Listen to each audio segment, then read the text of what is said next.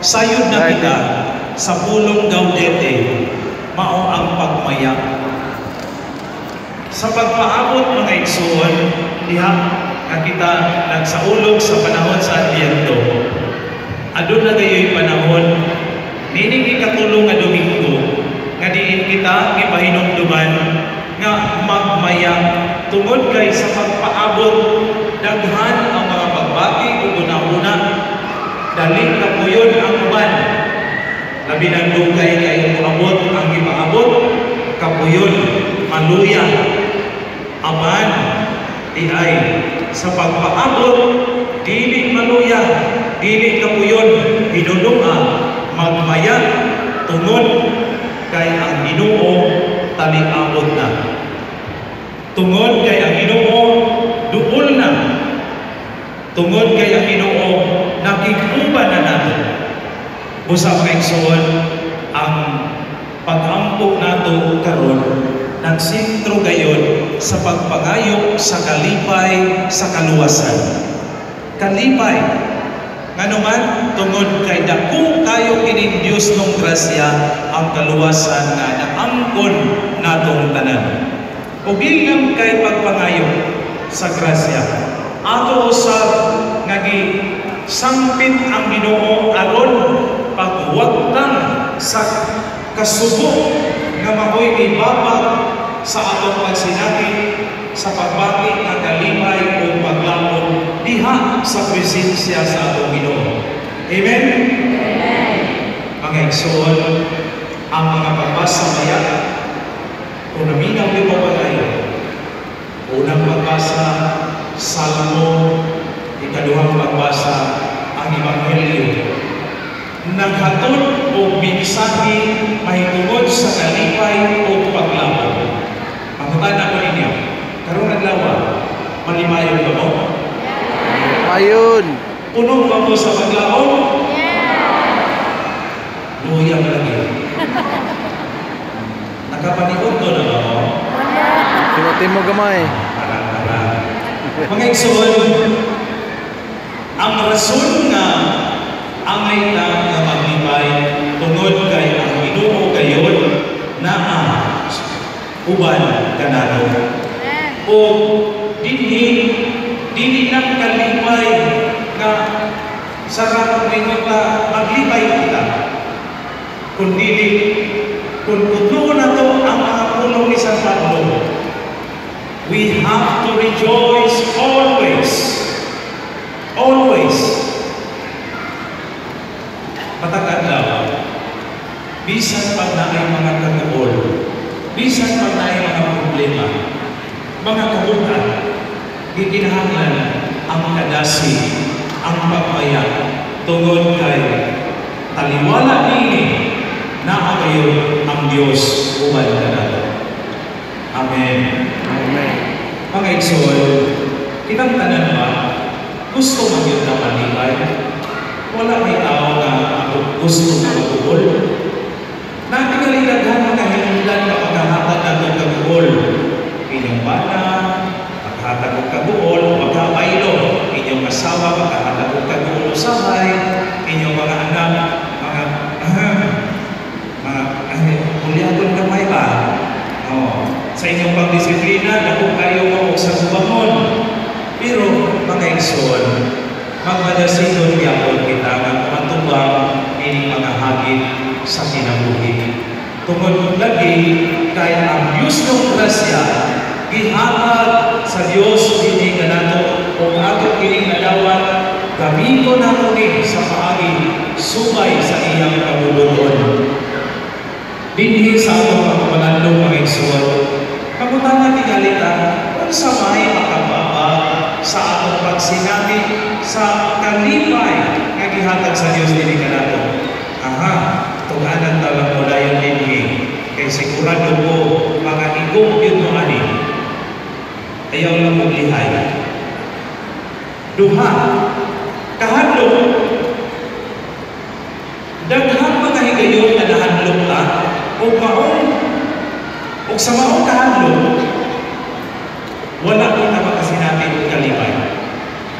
Kung sa mga kasinatian ana sa kinabuhi nga naghatod ka nato sa pagsinamit sa kahadlok. Di ba? Hiling pa na kahimtangan, maoy may babag sa pagsinamit sa kalipay. Wala ka ng kalipayon. Daghan mga tao na nagmagulanon.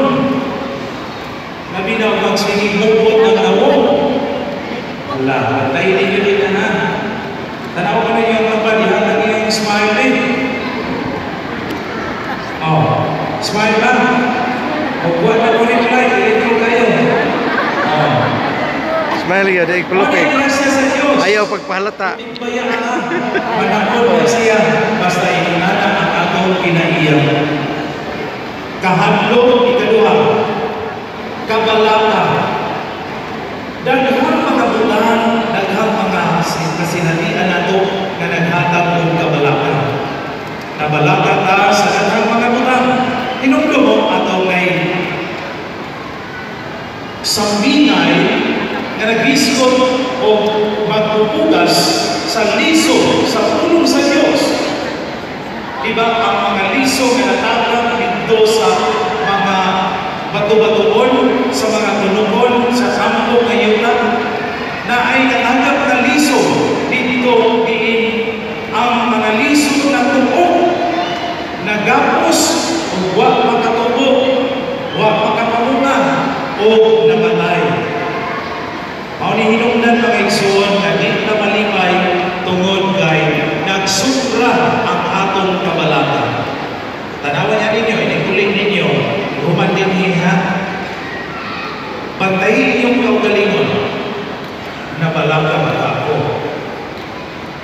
Kabalata matako. Unsa man ning kabalata ha? Unsa man maghatag o sulban sa atong kahadlok o ang atong kabalata. Si San Juan, misulti na yun, galing ipamatunaan ni San Pablo. Kung sa'y tuwag ani, kung sa'y tampal ni ining atong kahadlok o kabalata, we have to turn ourselves to God. Mauni nga, grace of mercy, imagine lang nimo, ang silaw, di ba, midala.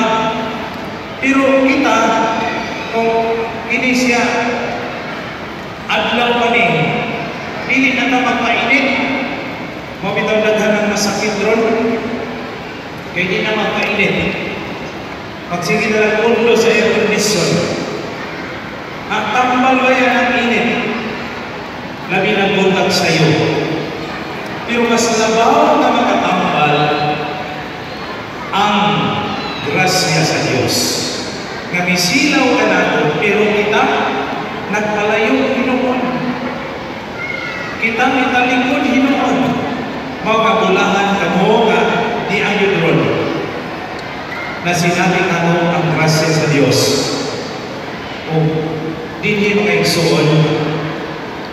Si San Juan, nagsulti ka nato, nga matuog man kita, magapos man kita sa atong panaw sa kinabuhi sa daghang panganundan. Ang tambal, sumala ni San Juan, bingon siya nga, be kind, fair, honest, and truthful. Kini mga pununga mao ni magagiya nato.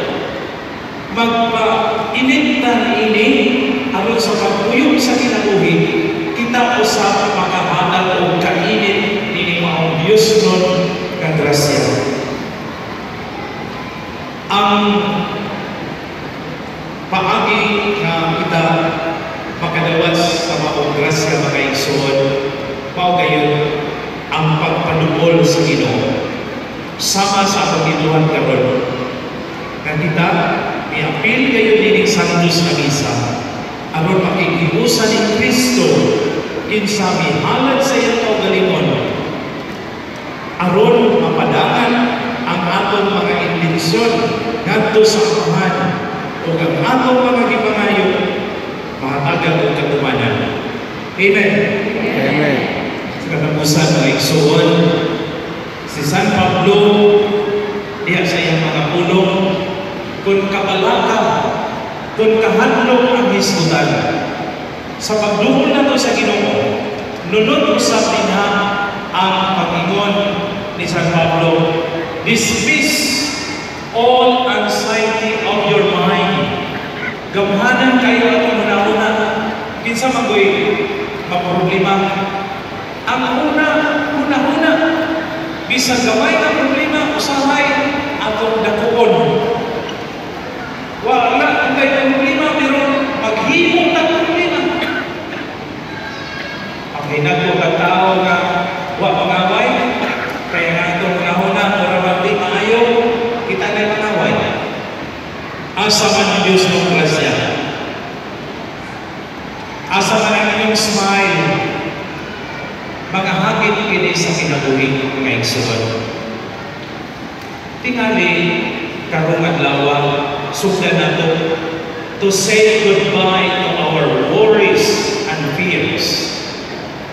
Ulit ninyo, anakin yung kabalingon na dili magpaton o sige kahadlok, dili magsigig kabalaka. Kaya ang itinto niya na dili yun na malibay o dili yun na magpapunahon. Kung sumisa na, sige katuon, mga palaaway, dali mamatay. Allah, bantay mo. Mga igsoon, na ako'y sumpay na isulti ni San Pablo, kamingon siya, gratitude is the natural antidote to sadness. Aron di kita matuol, magkwinta ta sa grasya sa Diyos. Diyos ng grasya, mga divine mercy. Patagkaroon mo niya, buntag sa iyo, na ang Ginoo. Ikagabi, na ang Ginoo. Ato na siyang kwintahon. Kung sa itong pagkwinta, pasalamatan ta ang Diyos. Amen? Amen. Mauna mo mga membro mo sa grupo Divine Mercy, hagiton ta mo mga igsoon nga magpuyo o ginabuhi nga mapasalamaton. Tungod kay mao kini ang paagi nga magwagtang sa kagul, hinunua maghatag ka nato sa pagbalik sa kalipay o paglaom, o kita mahanubol ngayon sa Ginoo. Ayaw kalimot, si San Pablo miingon, rejoice always. Kaya ba? Kaya ba ninyo? Dili lang din hikuto. Hangtod sa hangtod, bisan sa mga kaguhol problema. Rejoice always because God is with us. Amen. Amen. Dinhirat ako to. Manindog pa rin.